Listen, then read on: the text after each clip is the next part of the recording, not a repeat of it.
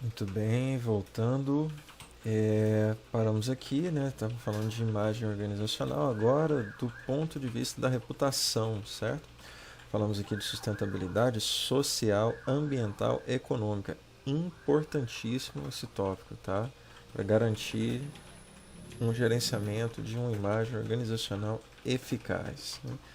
Em termos de reputação, isso é, relembrando a vocês, diferente da imagem, que é circunstancial, que a gente tenta gerenciar, construir com campanhas, posts, serviços, mas que é presa àquele momento.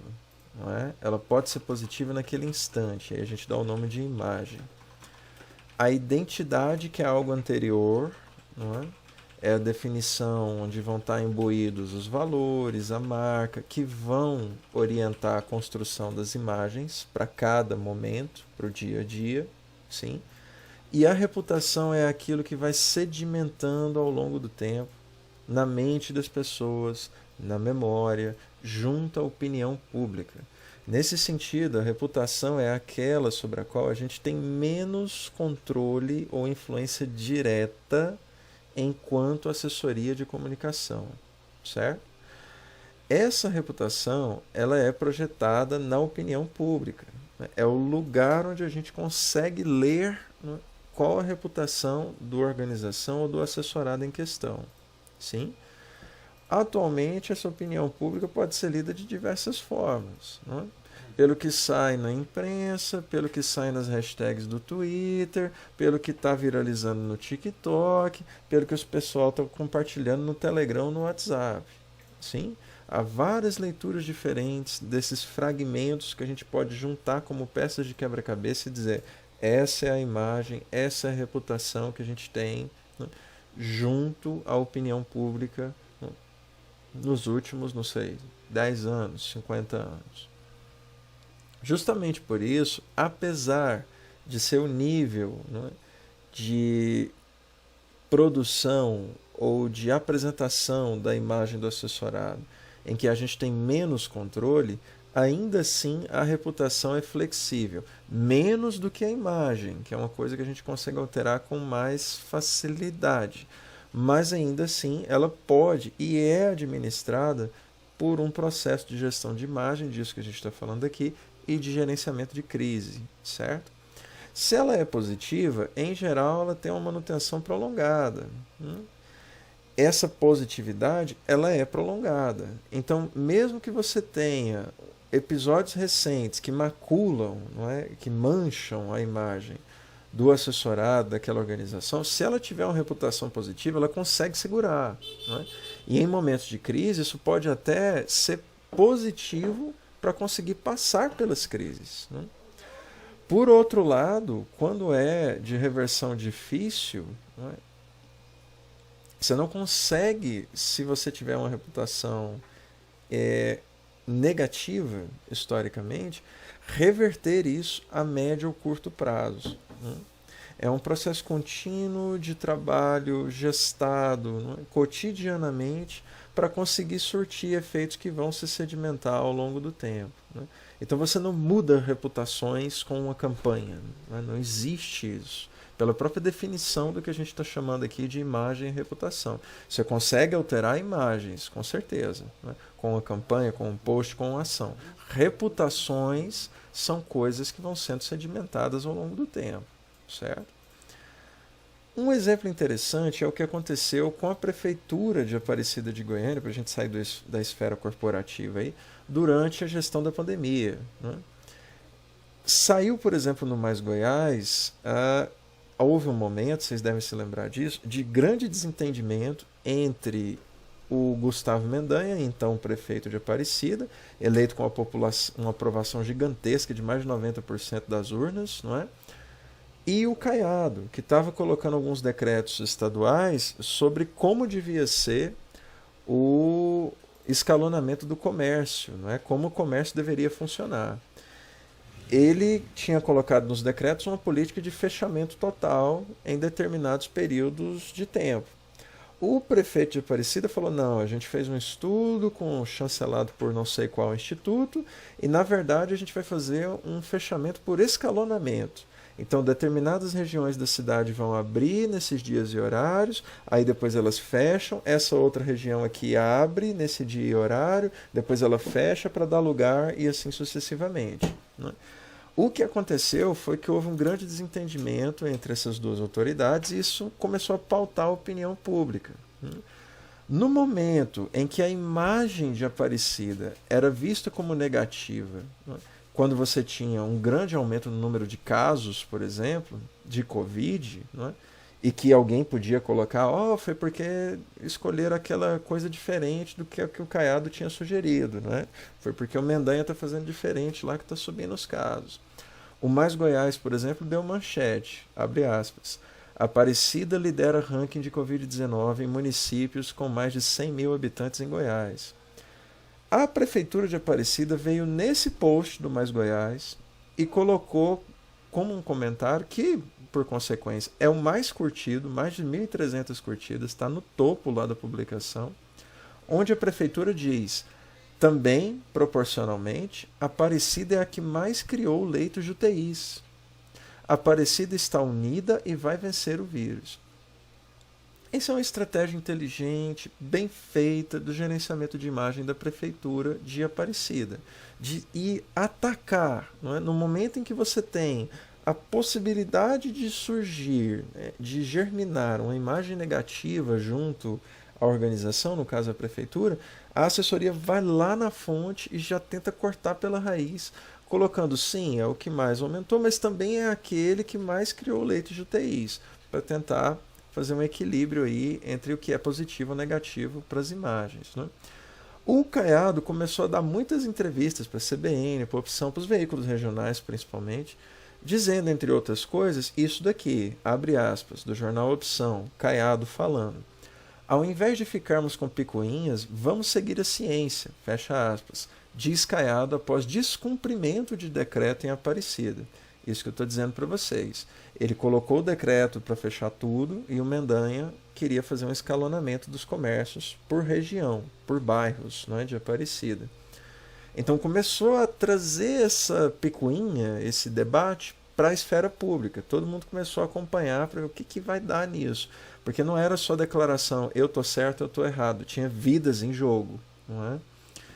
E aí a prefeitura de Aparecida começou a se ver obrigada a colocar um monte de comunicados nas redes, porque a prefeitura, a mando do estado de Goiás, começou a orientar os comércios a fecharem, para seguir o decreto, né, que era estadual. A prefeitura de Aparecida começou a colocar um monte de comunicados no ar, dizendo, olha, em relação a esses fechamentos que a polícia está orientando e tudo mais, na verdade tem uma portaria municipal que permite que os comerciantes, né, estão dizendo aqui, abre aspas do comunicado, estão legalmente amparados para seguir o isolamento social intermitente por escalonamento. Então, foi uma briga, não é? E os comerciantes ficavam ali sem saber exatamente o que fazer. Outras prefeituras não bancaram essa briga. Prefeitura de Pirenópolis, por exemplo, no momento em que o decreto foi publicado, não é, dizendo que era para fechar tudo, soltou uma nota dizendo: perante a publicação do novo decreto do Estado de Goiás, a Prefeitura de Pirenópolis informa que o Departamento Jurídico está analisando as medidas e os efeitos. Em breves vamos informar sobre o posicionamento. O posicionamento foi: a gente vai fechar tudo, né? Cumprindo o que o Estado estava dizendo. Por que a Prefeitura de Aparecida bancou, não é? Comprou briga com o Estado? Porque a reputação da prefeitura era muito positiva. A imagem, naquele momento, você tinha imagens diferentes, né? A depender da semana, às vezes estava circulando as notícias negativas, do tipo: Aparecida lidera entre os municípios com mais de 100 mil habitantes em casos de Covid. Isso é negativo, não é? Mas na outra semana, Aparecida chamava atenção para ser aquela que mais abriu leitos de UTI em Goiás para enfrentar a Covid. Então você tinha uma alternância de imagens, mas a reputação que foi construída na gestão, não é, e que acompanhava a gestão anterior do prefeito era muito positiva, não é? Se você pensar em governo, a gestão, ela foi eleita nas urnas com mais de 90% dos votos. Isso é muita coisa, não é? E aí, por conta dessa reputação positiva, a assessoria sentiu que poderia bancar, não é? E enfrentar as notícias negativas que viriam, invariavelmente os enfrentamentos com o governador do estado, com as declarações que ele poderia dar, não é? Desfavorecendo, dizendo que o prefeito estava criando brigas, né? Transformando uma questão de saúde em política, e a prefeitura rebatia isso. Como é que ela sabia que ela podia continuar fazendo isso? Não só apostando na reputação, que era positiva, para bancar a gestão de eventuais imagens negativas naquele momento, naquela circunstância, mas também usando como termômetro o que as pessoas estavam dizendo. Naquela publicação do Mais Goiás, em que se destaca, né, que a Aparecida estava com muitos casos de Covid, quando a assessoria vem no post do Mais Goiás e diz que, ao mesmo tempo que também era o que tinha mais casos, também era aquele que abria mais leitos de UTI, 1.300 pessoas curtiram a publicação. Tem um apoio aí, sim? Tem uma manifestação de apoio ao que a prefeitura estava fazendo. E isso aparece também nos comentários do perfil oficial da Prefeitura de Aparecida. Quando eles dizem, por exemplo, que a Aparecida foi a que mais abriu leite de UTI, só tem louvores, as pessoas dizendo parabéns, essa gestão é responsável, é muito melhor do que a Goiânia, é muito melhor do que a do Caiado. Então começou a ter essa sobreposição. Você começa a transformar pessoas que eram apenas seguidores, né, ou clientes no sentido, né, de relacionamento que a gente está falando aqui, em verdadeiros advogados, promotores da marca ou da organização, que no caso é a Prefeitura de Aparecida. Isso vai revelar numa estratégia de marketing, que a gente vai falar dela mais à frente, que é inbound marketing, sim? Ou marketing de conteúdo, né? Que é uma parte específica dele. Outro exemplo interessante de gerenciamento de imagem é esse do Neymar. Não é? No jogo de hoje, ele fez um gol e ele não cumpriu a promessa de homenagear o nosso estimado ainda presidente da República, o Jair Bolsonaro, depois do primeiro gol na Copa. Ele tinha prometido que ia fazer isso durante uma live, né, com o Bolsonaro, e acabou não fazendo. Muito provavelmente, e aí talvez a essa altura ele já até tenha se pronunciado sobre isso, mas aí, não é, o que a gente pode, não é, aqui, né, a essa altura dizer é que, independente da declaração que ele der, do motivo que ele expor, e claro, do mais concreto, né, que é a possibilidade dele ser punido, né, por se manifestar politicamente, né, a FIFA já tinha colocado que isso não ia ser tolerado, enfim, óbvio, tirando essa parte aí, e do que ele possa dizer, né, como tentativa de criar um discurso, tem obviamente uma opção aqui dele enquanto jogador não associar a sua imagem à de alguém que perdeu as eleições presidenciais, né? E que parecia estar muito certo de que ia ganhar, sim? Então ninguém quer ficar associado ao lado do perdedor, não é? Ninguém, em nenhum tipo de contexto. Então, nesse sentido, não é? Há uma estratégia aqui que é sobretudo de comunicação, sim? E obviamente ele é patrocinado por várias marcas que também vão ficar atentas ao que ele está dizendo, aos posicionamentos que ele está admitindo, a como ele está se expressando, para decidir se mantém ou não os patrocínios à camisa que ele ostenta. Sim? Um último caso interessante ainda sobre isso é esse aqui da Azul, onde a gente tem algo inusitado, né? Um CEO da Azul, a companhia aérea, ironizando, manchete do UOL, CEO ironiza 4.000 processos da Azul ao mês. Né? O que ele diz? Toda mala tem vestido de noiva, para tentar explicar isso. Aqui é uma entrevista do CEO da Azul para o UOL Economia, dizendo que a companhia enfrenta ao mês, tá? Não é durante um ano, por mês a Azul recebe mais ou menos uma média de 4.000 processos judiciais dos clientes. Né? E que isso, muito interessante, é uma coisa bastante brasileira. Né? Ele vai dizer, tem essa declaração aqui, né, no, entre aspas, tá, concedidas ao UOL.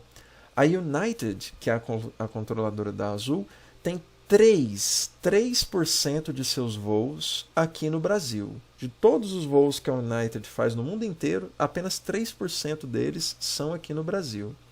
Mas desses, 85% de todas as ações judiciais estão no Brasil. Quer dizer, tem uma disparidade muito grande. É um pessoal que gosta de caçar confusão, né? Ele, na ótica dele aqui. E aí, nesse sentido, a comunicação da Azul não endereça esses fatos publicamente. Lógico, por uma questão jurídica, não é? Para não tentar criar um imbróglio que vai ter que ser resolvido no tribunal depois, até porque um post no Instagram comentando algo desse tipo pode ser judicializado e usado como uma peça, né, para acusação ou para defesa em um desses processos judiciais. Então, sempre que envolve justiça, em geral, a assessoria tenta, ou pelo menos buscar uma consultoria para ver se pode se pronunciar sobre isso e como deve fazer isso, ou se realmente não vale a pena correr o risco daquela ação, daquele post no Instagram, de uma nota no site, de uma declaração do CEO, ser judicializada.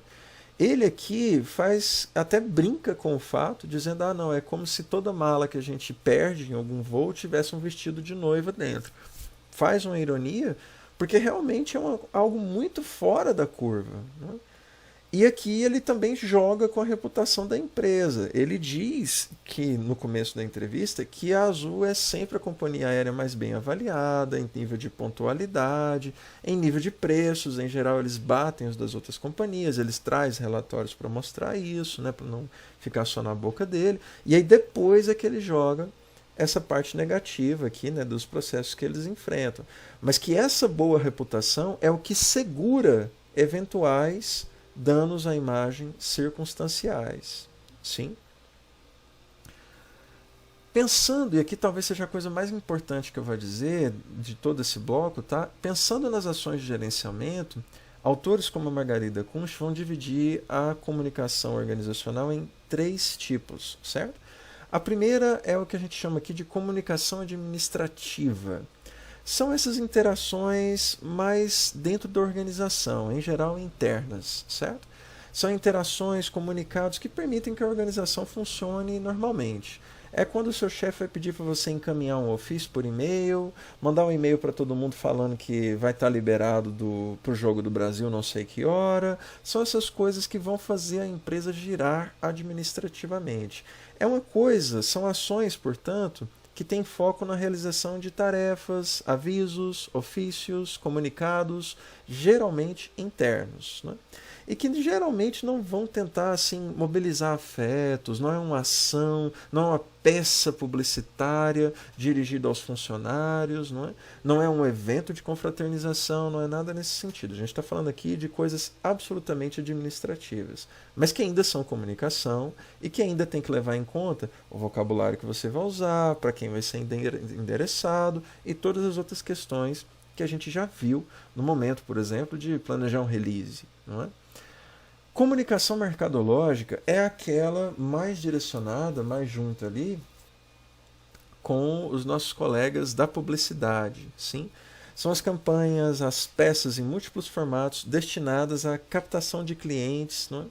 Ou, se a gente estiver falando de uma organização pública, a prestação de contas mais diretas, não é, para os clientes do serviço público, que são os pagadores de impostos, né? Ou aquelas peças que estão tentando gerar receita, produzir lucro, sim? Tem foco nos serviços ou os produtos que são oferecidos por aquela organização, claro, né? E tem um discurso orientado para a venda, não é? Destinado a converter ou fidelizar. Nem sempre o que você está vendendo é um produto ou um serviço, pode ser uma marca, sim? E aqui ainda vai entrar como comunicação mercadológica. É o caso daquela peça de publicidade da campanha do Itaú, que a gente viu numa aula anterior. Sim? Entraria aqui, tá? Qualquer peça de publicidade. A comunicação institucional é aquela que está destinada, aí por isso a publicidade do Itaú está meio no meio dessas duas, ela está destinada à construção e ao gerenciamento dessas 3 tópicos que a gente está falando durante a aula inteira. Ela está preocupada em fazer gerenciamento da identidade, da imagem, da reputação da empresa em termos mais latos, certo? Ela está focada naquilo que guia a empresa enquanto organização, né? Ou o Estado, se a gente pensar algum órgão público, por exemplo, focado na visão, nos valores, né, que guiam as operações daquela organização. E ela é produzida, emitida, né, como a organização está falando aquilo ali. Né? Ela é gerenciada como uma voz oficial, né? Como se fosse a organização falando diretamente com os públicos dela. Né? E aqui não com a preocupação explícita, como na comunicação mercadológica, de vender alguma coisa. Sim? Como algo que as pessoas identificam imediatamente como uma peça de publicidade. Certo? Exemplos de tudo isso que eu estou falando. Quando o Uber manda um e-mail, não é, interno, tá? Que você está demitindo, ou o Twitter agora, né, como está tendo aí, 350 funcionários, né, ele manda um e-mail interno dizendo para essas 350 pessoas, olha, vocês estão demitidos, né? Por exemplo, quando existia ainda o Uber Eats, o pessoal recebeu apenas um ofício, um comunicado, né? Não tinha um post no Instagram para anunciar isso, até porque não é uma coisa para a qual você costuma dar muita visibilidade. No entanto, esse tipo de coisa vaza, né? Ou as próprias pessoas demitidas ou afetadas por elas costumam mandar para a imprensa, e aí isso vai ser reproduzido, por exemplo, pelo Tecnoblog. Não é? No caso, era o CEO da Uber dizendo no e-mail interno, né, que eles iam diminuir, né, fazer alterações e diminuir o contingente de funcionários da empresa. Né? Obviamente que a repercussão disso, que em princípio era apenas administrativo, né, na opinião pública, é negativa, né, de você demitir várias pessoas. CNN também, né, agora muito recentemente está passando aí por um passaralho, né, de uma demissão em massa de vários jornalistas. Outra coisa é pegando sempre a mesma companhia, tá, como exemplo, é quando o Uber manda para o seu e-mail ou fica te mandando notificações, a gente recebia muito durante a pandemia, né? Dizendo que ele estava muito preocupado com a nossa segurança sanitária e que eles estavam usando o lisoforme, né? Que ele criou uma parceria com o lisoforme para passar nos carros, para desinfetar tudo, para não ter perigo de você pegar coronavírus quando você estivesse usando o Uber e tudo mais. Até porque muita gente deixou de usar o serviço por conta de medo, né? Então tinha que ter aí uma comunicação mercadológica, de campanha publicitária mesmo, para tentar vender o serviço, o produto que o Uber tem, que no caso, né, são o transporte, né, por meio do aplicativo, agregando a ele um valor que era importante naquele momento, que era o de asepsia, cuidado sanitário, por meio dessa parceria com a Lisoform. Né? E por último, a comunicação institucional, né, essa mais pura, vamos dizer assim, que não é apenas mercadológica, em geral ela está orientada para informar princípios, valores, coisas que a empresa, a organização, diz ser importante para ela. É o caso da preocupação com aqueles 3 níveis de sustentabilidade: social, ambiental, econômica. Quando você recebe um comunicado no seu e-mail, não é, ou no aplicativo do Uber, dizendo que eles têm um compromisso contra o racismo e enumerando medidas, né, para mostrar isso, ou contra o assédio, ou alguma coisa nesse sentido, ele não está tentando necessariamente fazer com que você use mais o carro. Claro que isso é uma consequência, né, se você se identifica com esse tipo de coisa. Mas a intenção principal é dizer: nós somos uma empresa que é socialmente responsável. Nesse sentido é que a gente chama isso de comunicação institucional, certo? O foco dela é informar valores e princípios.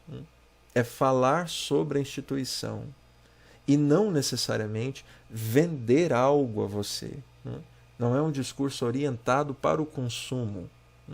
Ou pelo menos o foco não é esse. Embora ele possa ter como segunda, terceira, quinta intenção que você, obviamente, né, entre em contato com os produtos e serviços da organização. Certo? Importantíssimo entender a diferença entre essas 3 coisas aqui, tá bom? Termos associados a tudo que a gente está dizendo aqui, algumas palavras, tá, que vão aparecer, que eu vou usar e que vão aparecer nos textos também. Compliance é um conjunto de disciplinas e práticas para manter uma organização em conformidade com normas, políticas, leis, assegurando responsabilidade social, competição ética. Compliance, a gente sempre fica procurando sinônimos, né? Em geral, as organizações usam esse mesmo, tá? Compliance. Muito raramente, às vezes você vai ter uma ou outra usando o termo conformidade, certo? Como uma espécie de sinônimo, uma tradução de compliance. A ideia é que você tem, às vezes tem um setor inteiro na organização dedicado para isso, e às vezes ele está dentro das assessorias de comunicação para verificar se a empresa está em acordo, né, com coisas que são ponto pacífico na opinião pública, né, quais valores a gente tem que estar atentos aí em questão social, ambiental e econômica. Né? Ainda na questão social, quais são as pautas de grupos historicamente desfavorecidos que a gente tem que tomar cuidado para não desrespeitar. Sim? Questões de racismo, assédio, homofobia, qualquer discriminação em natureza de gênero ou crença, alguma coisa nesse sentido. O pessoal checar essas coisas e manter, o termo é justamente esse, conformidade com normas, convenções morais, não é? E aí também vai para o nível jurídico, tá? Leis, não é o esforço de compliance, certo? De manter a organização dentro dos princípios de operação ética, certo?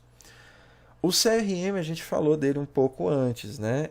A gente tem plataformas para fazer isso.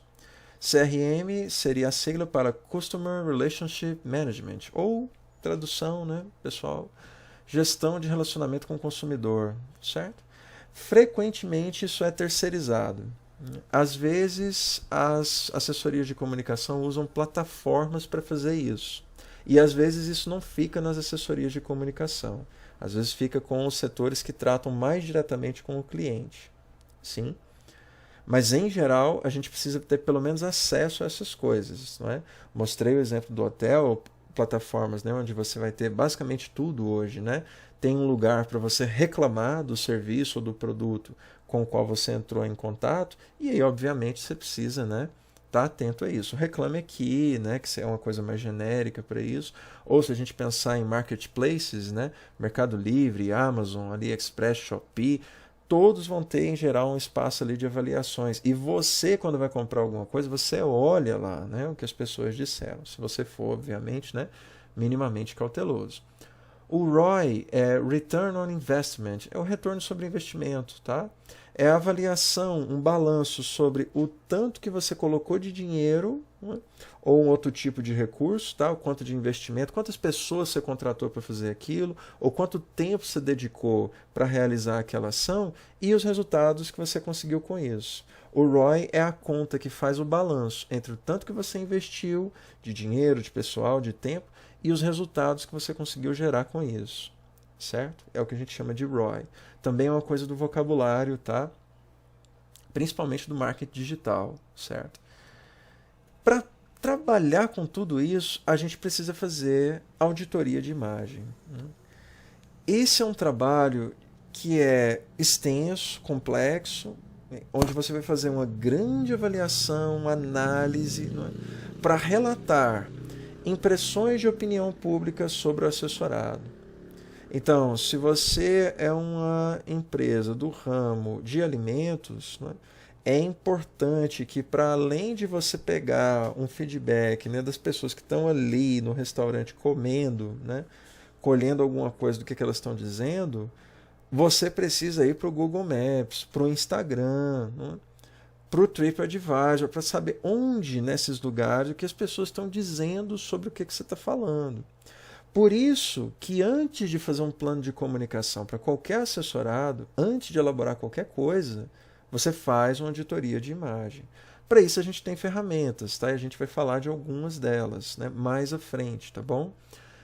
A ideia é que esse trabalho de auditoria oriente a construção de um plano. Você nunca faz um plano de comunicação sem antes fazer algum tipo de auditoria, por mais simples que seja. Às vezes vai ser apenas uma análise SWOT ali e essa é a auditoria que você fez.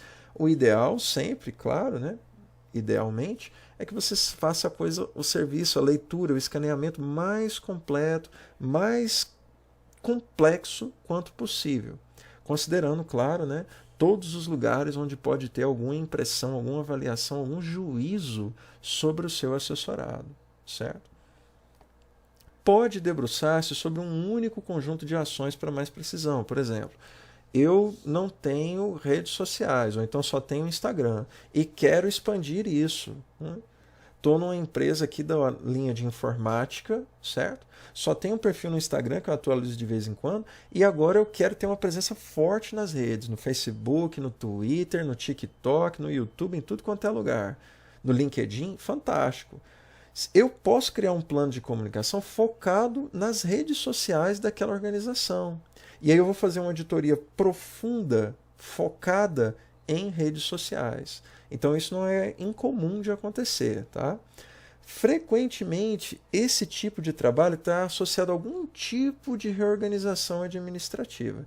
Em geral, você não faz uma auditoria de imagem num momento de crise, a não ser que seja uma crise de imagem sustentada. Não é? Olha, a gente superou o pico da crise, estourou a barragem lá da Vale. A gente colocou os panos, publicou as notas, deu as entrevistas, fez tudo o que podia. E aí, meses depois, a imagem ainda está abalada por esse episódio. Talvez seja o momento de fazer uma auditoria para ver em que pé que está, as pessoas já esqueceram, não é? O que a gente pode fazer para contar uma história diferente da que os jornais cobriram, né? Ou focar nos pontos em que a gente conseguiu agir. Sim? Esse é o momento de fazer uma auditoria de imagem, nunca no ápice de uma crise. A ideia é que você tenha um momento, não é, para fazer uma análise, um julgamento profundo de alguma coisa e aí sim sugerir mudanças. Por isso que, em geral, ela está associada a algum tipo de reorganização, certo? Tem impacto nas outras ações da assessoria, óbvio, não é? Por conta da auditoria, você vai replanejar ou rediagramar todas as outras coisas. As coletivas, os releases que você vai mandar, o mailing, não é? A lista de contatos que você vai ter para mandar as coisas para as pessoas. Tudo isso tem que ser equacionado. Não é? E claro, isso acontece em casos como esse daqui,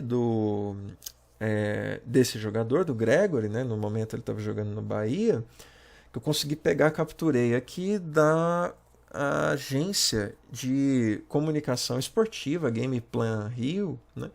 Que fazia a assessoria de comunicação dele. Não sei em que pé que está hoje, tá? Isso aqui é 2020. Aí capturei os prints ali para colocar, porque foi tudo mais ou menos ao mesmo tempo.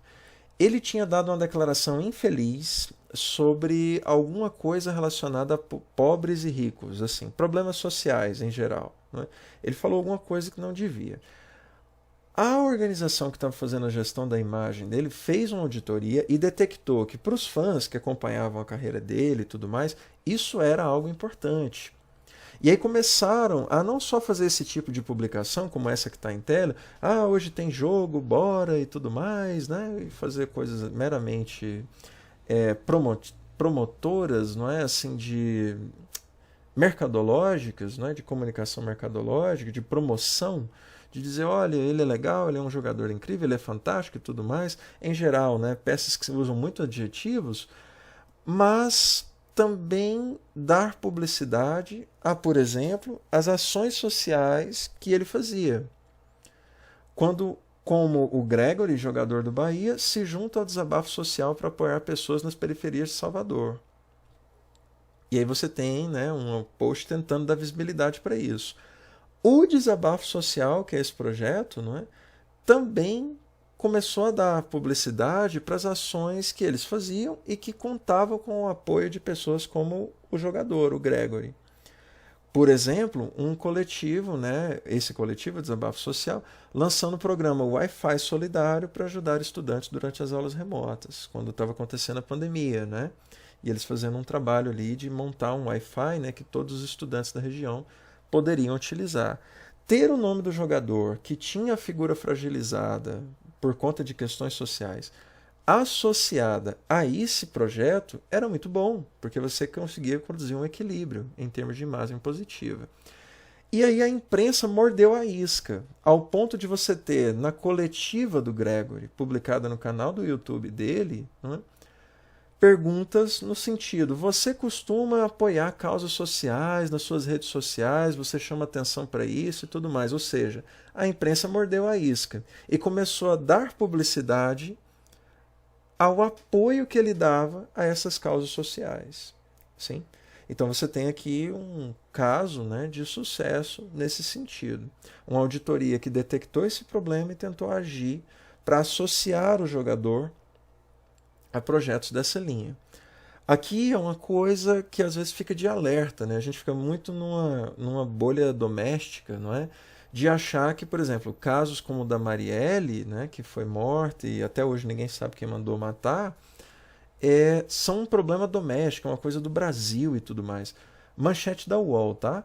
ONU, : se quiser ser levado a sério, Lula terá de lidar com o caso Marielle.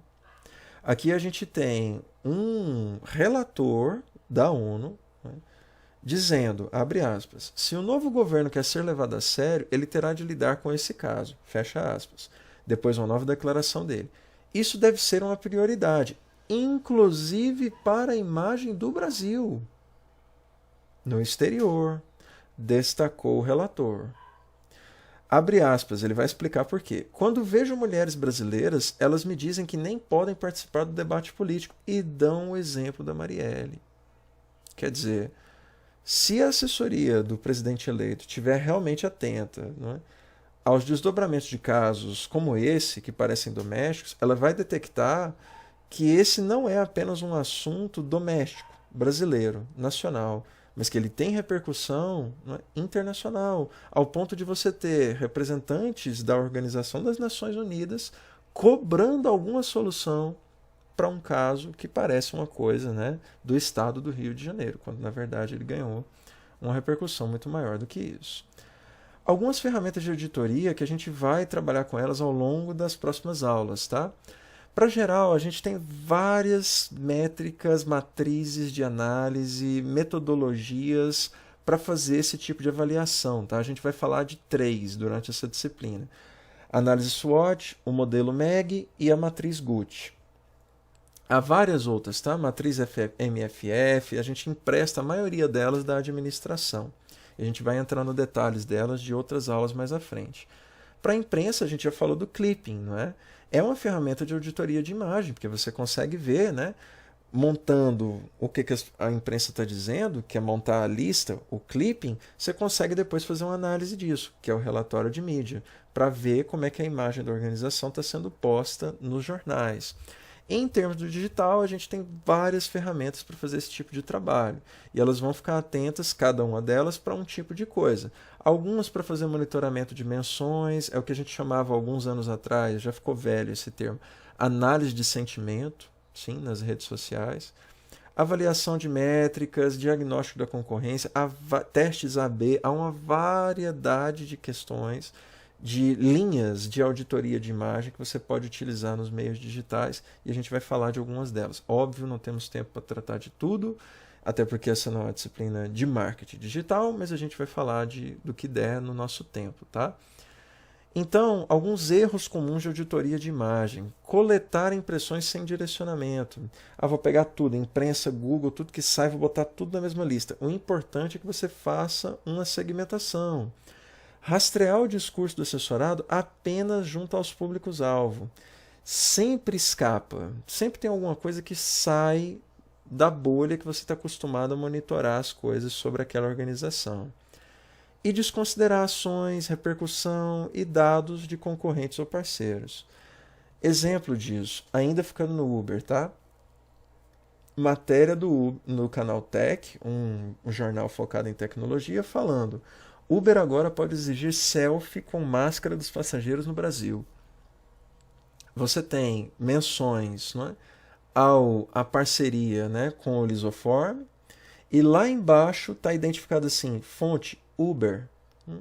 Ou seja, isso é um release que o canal Tech reproduziu, que eles receberam da assessoria da Uber. Sim, isso é raríssimo, tá? Os jornais em geral darem o crédito. Tem um outro veículo de comunicação, esse aqui focado em informática, Computer World, com a seguinte manchete: novo recurso do Uber faz verificação do uso de máscara dos passageiros via selfie. Novamente, tem a menção ao lisoforme, não é? E não tem nenhuma menção à assessoria de comunicação. Para o Uber, qual é a repercussão mais importante? A do canal Tech, que fala de tecnologia em geral, ou a da Computer World, que fala especificamente de coisas relacionadas a aplicativos digitais, por exemplo? Certamente a do último, sim? Porque é o nicho mais específico. É para esse que tem que estar mais direcionado os releases mais específicos como esse, que é uma coisa muito específica, né? Usar a câmera para fazer a verificação de máscara usando o selfie. Então, nesse caso, a publicação na Computer World é mais importante do que aquela que vai sair, por exemplo, na Folha ou no Estadão, não é? E, claro, tem aquilo que escapa, não é? Do monitoramento da imprensa, por exemplo. Se você vai para o Twitter, digita Uber e Lisoform, não é? Vai ter lá as menções das pessoas, dos usuários comuns, vamos dizer assim, né? Dizendo, por exemplo, mais uma ótima parceria estratégica. O que o cara de Uber, outro usuário falando, o que o cara do Uber meteu de lisoform do carro, olha, minha corrida não paga. Curti, né? Parecia uma crítica, no fim ele está achando bom. Depois, outro usuário diz: Uber faz parceria com a Lisoform para ajudar a nossa saúde. Haha, tá louco que um produto com soda cáustica na composição ajuda a saúde de alguém. Abra o olho, Lisoform é altamente nociva à saúde e os Ubers estão usando para higienizar, ou seja, criticando o uso do produto dentro dos carros da Uber. Mas a coisa vai muito além, não é? Tem aqui mais gente colocando essas questões, mas a coisa vai muito além. O presidente, então presidente Bolsonaro, tweetou um tweet aleatório, não está falando nada de Uber, de pandemia, nada, não é? Realizações do governo dele, né? Um tweet que tem mais de 5.000 retweets nessa altura, tá? Quando foi feita a captura de tela, e 27.000 curtidas. Tem uma resposta ao tweet do presidente dizendo: presidente, oriente as pessoas a sair para trabalhar sim, mas com asepsia. Asepsia agora é tudo. Sou Uber. Sempre usando álcool em gel e lisoforme no carro. Termino o dia, dou uma geral no carro. E antes de entrar em casa, tiro os sapatos e vou direto para o banheiro e lavo a roupa. Quer dizer, aqui tem uma menção para Uber. Mas ela não. A Uber e o lisoforme. Mas ela não está dentro do contexto geral sobre o uso ou não do produto. É uma resposta para um tweet do presidente da República que certamente vai ganhar um nível de visibilidade muito maior do que se o André Luiz, que é esse usuário anônimo aqui, né, que não tem muitos seguidores, fizesse ali no tweet dele, né, sem responder ninguém, para os seus 100, 200 seguidores. Sim? Então, esse tweet, essa mensagem, tem que ganhar uma atenção especial, porque ela vai ter uma repercussão muito maior do que esses tweets isolados feitos por outros usuários. Certo? Ficam, portanto, as recomendações gerais para gerenciamento de imagem. Montar estratégias que equilibrem o branding, gestão de marca, com missão, visão e valores. Moldar o gerenciamento de imagem em torno do que o público, os públicos, na verdade, com os quais a organização tem contato, os stakeholders, têm como hábitos nas plataformas. Eles costumam usar mais Twitter para manifestar opiniões, então é importante que eu monitore com mais atenção o Twitter. Ou então não, o público da minha organização é mais jovem. Então é mais importante que eu tenha mais atenção para o TikTok, obviamente sem não desconsiderar as outras redes. Mas tudo é moldar o gerenciamento da imagem pensando nos hábitos dos públicos, dos stakeholders com os quais você tem mais contato, não é? Alternar o viés da comunicação organizacional, administrativo, mercadológico e institucional, pensando aí, sempre sendo orientado pelo compliance, por um ordenamento que não só é ético, ou seja, com atenção, né, às convenções morais da sociedade, aquilo que está sendo tido como correto naquele momento, mas também pelo que as leis colocam como necessário. Sim? A alternância desses vieses, né? O que é comunicação administrativa, mais interna, o que é mercadológico, orientada para venda, e o que é institucional, com foco nos valores, né? Tem que ser feita, ou qual eu vou adotar, qual foco vai ser o da ação da vez, sempre tendo orientação do compliance, da conformidade, pensando nessas convenções morais que guiam a vida em sociedade e das leis que também orientam essa vivência social, certo? Atenção a ações autênticas de sustentabilidade nos 3 níveis, social, ambiental e econômica. Porque se você não consegue fazer isso, você vai ser motivo de chacota, não é? Nas redes. A gente viu vários exemplos disso. Não é? E por último, a auditoria de imagem, quando é o caso de fazer isso, não é uma avaliação rápida. É uma análise ampla, multiplataforma, que consiga ir além dos stakeholders clássicos, não é? Para aquela organização ou para o segmento onde ela atua. Certo? Era isso. Valeu para quem conseguiu segurar até agora. Até mais.